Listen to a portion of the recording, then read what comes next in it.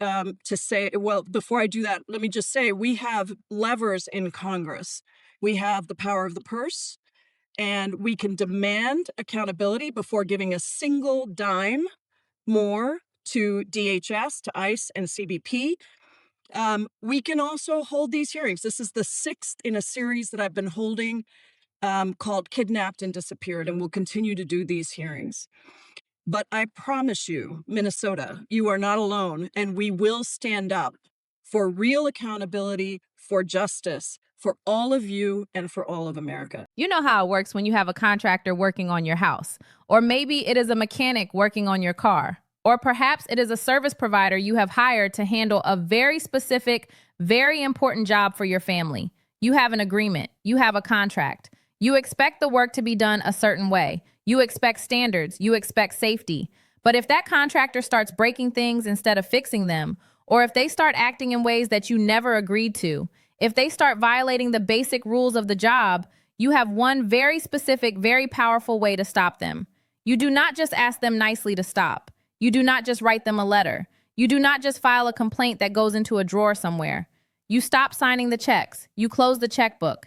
It is the most basic rule of management in any business and in any household. You control the money, so you control the outcome. That concept, that specific leverage, is exactly what is being put on the table right now in the United States Congress regarding the management of the Department of Homeland Security. It is a concept technically known as the power of the purse. We have the power of the purse, and we can demand accountability before giving a single dime more to DHS, to ICE and CBP. We are watching a significant strategic move to use that specific financial power to force a drastic change in how the government operates. This is happening right now in Minnesota. It is happening because of the specific legislative work of Jayapal and her colleague, Representative Ilhan Omar. Jayapal is the ranking Democrat on the Immigration House Subcommittee. That is her role. That is her specific jurisdiction. She traveled all the way to Minnesota to join Representative Ilhan Omar for a very specific reason. Representative Ilhan Omar is the deputy chair of the Congressional Progressive Caucus. Together, these two members of Congress are building a case. They are building a record, and they are looking directly at the budget for the Department of Homeland Security. This was not a quiet meeting. This was not a backroom deal. Representative Ilhan Omar and Jayapal held a public hearing. They partnered together to hear testimony directly from the people living in that community. They heard from Minnesotans. They listened to 2 panels of witnesses describe what Jayapal specifically calls the brutality and the violence of agents from ICE and CBP.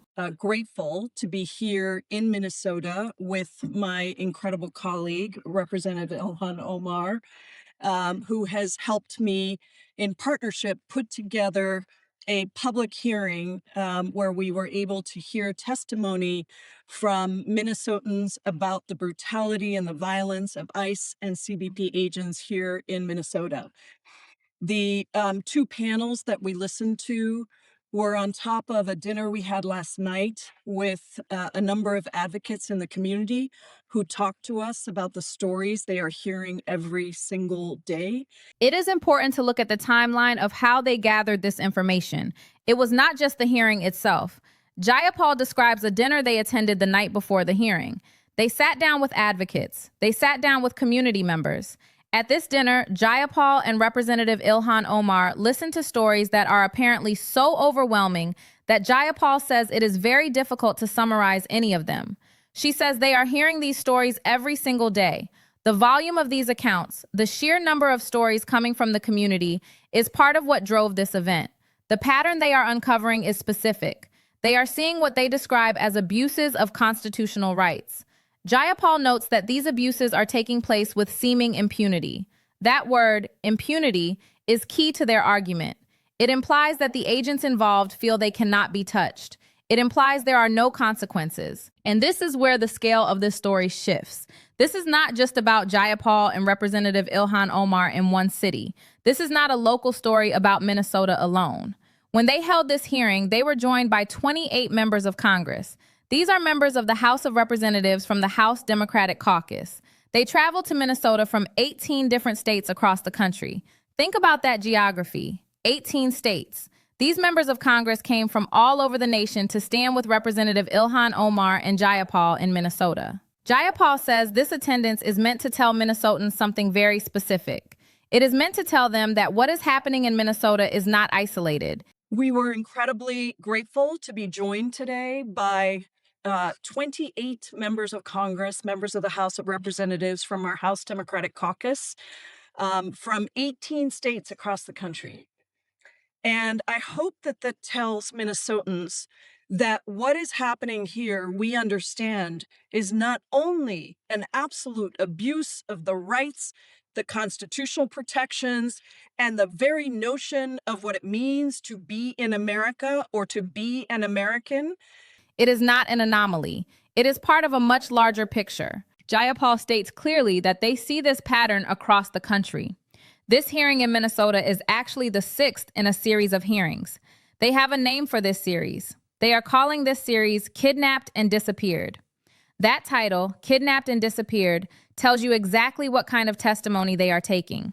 They are not just talking about bureaucratic errors. They are investigating severe allegations. Jayapal mentions that they have held hearings in Illinois. They have held hearings on multiple parts of these different sets of abuses. Of the different sets of abuses that are happening in the detention centers, which have turned into incarceration facilities run by private for-profit contractors, all the way to the kidnappings and the detentions and the deportations and the disappearances of people of every single immigration status. People who are U.S. citizens, people who are green card holders, people who are here undocumented but have committed absolutely no crime. They are investigating detention centers. Jayapal states that these detention centers have turned into something else entirely.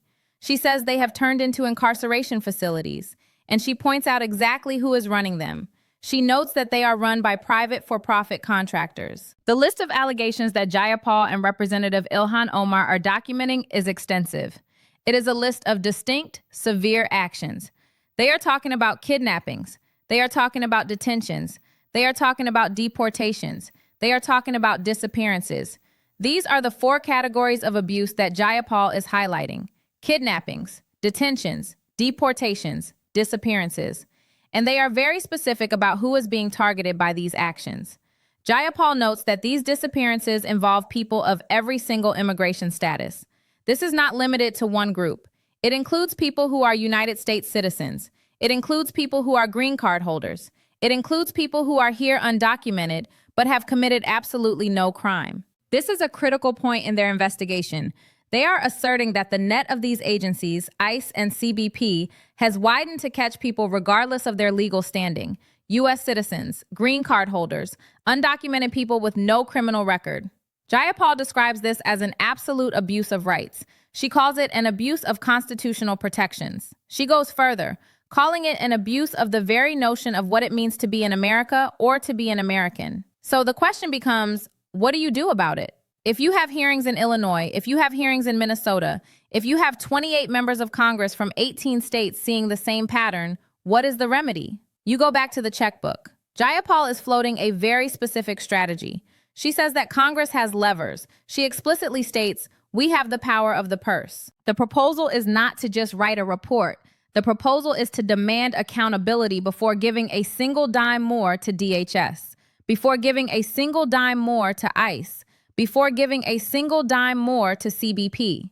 They are stating clearly that they can withhold the budget. Jayapal says they can demand accountability before releasing funds. This is the power of the purse in action.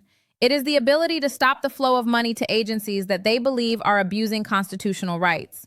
Jayapal is telling Minnesota that they are not alone. She is promising that they will continue to do these hearings. She is promising that they will stand up for real accountability. She is framing this as a fight for justice for the people of Minnesota, but also for all of America. The message from Jayapal and Representative Ilhan Omar is that the checkbook is the ultimate tool. They are ready to close it until the job is done right. When you look at the specifics of what Jayapal is saying, you have to look at the language she is using. She is not using soft language. She is using words like brutality. She is using words like violence. When a high-ranking member of Congress, the ranking Democrat on the Immigration House Subcommittee, uses terms like brutality and violence to describe federal agents, That is a significant escalation. And it is not just the words, it is the witnesses. Jayapal and Representative Ilhan Omar listened to two separate panels.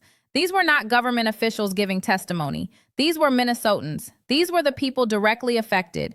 And the stories they told were supported by the community advocates at that dinner the night before.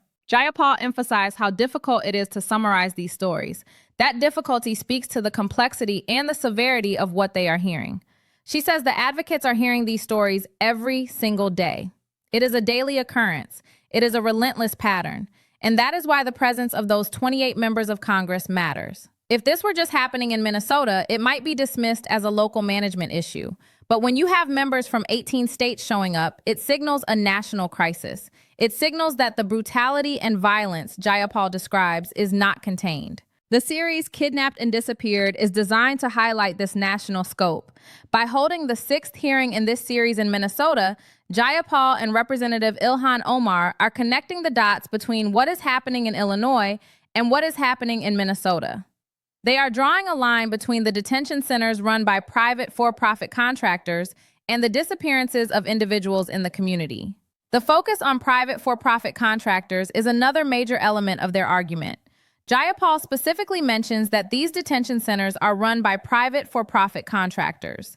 She argues that these centers have turned into incarceration facilities. This distinction is crucial. Detention is supposed to be administrative. Incarceration is punitive. Jayapal is arguing that the system has crossed that line. And who is caught in this system? Again, look at the list Jayapal provides. People of every single immigration status, U.S. citizens, green card holders, undocumented people who have committed absolutely no crime. The inclusion of U.S. citizens in this list is particularly jarring. Jayapal is asserting that the agencies funded by taxpayer dollars, DHS, ICE, CBP, are targeting the very citizens who fund them. She is asserting that green card holders who have legal status to be in the country are being targeted. She is asserting that undocumented people who have broken no laws other than their status are being swept up in this brutality and violence. This brings us back to the remedy, the power of the purse. Jayapal is not just making a complaint. She is making a threat, a legislative threat. She is reminding the Department of Homeland Security that Congress holds the purse strings. We have levers in Congress, she says. The leverage is the money. The leverage is the appropriations power. The leverage is the ability to say no. Jayapal puts it simply, we can demand accountability before giving a single dime more. Not a dollar, not a dime. That is the standard she is setting.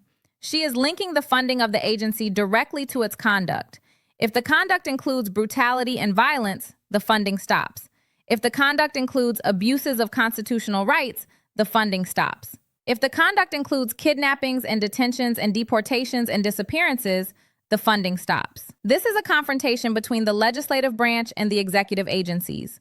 Jayapal and Representative Ilhan Omar, backed by their 28 colleagues from 18 states, are drawing a line in the sand. They are saying that the seeming impunity must end.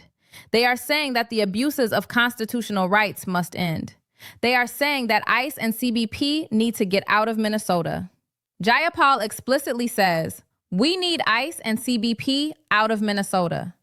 That is a definitive statement. It is a demand for removal. And until that accountability is met, until the rights are respected, until the brutality stops, the checkbook remains the primary weapon.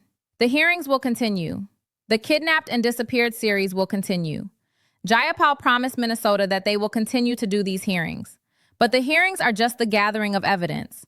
The power of the purse is the enforcement mechanism. It is a simple equation that Jayapal is proposing. No accountability, no money. No respect for constitutional rights, no money. Continued brutality and violence, no money. This is the message coming out of Minnesota. It is the message coming from the ranking Democrat on the Immigration House Subcommittee. It is the message coming from the deputy chair of the Congressional Progressive Caucus. Representative Ilhan Omar and Jayapal have laid out the case.